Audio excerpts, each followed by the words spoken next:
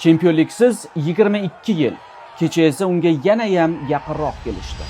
Trossard 88-daqiqada gol urdi. 25 ta o'yindan beri gol urmayotgan bola. West Ham 95-daqiqada hisobni tenglashtirdi. Stadion mazza qilib nishonlab bo'lgach, VAR uni bekor qildi. Manchester City 3-0 hisobida g'alaba qozondi va ular hali ham orqadan quvlayapti.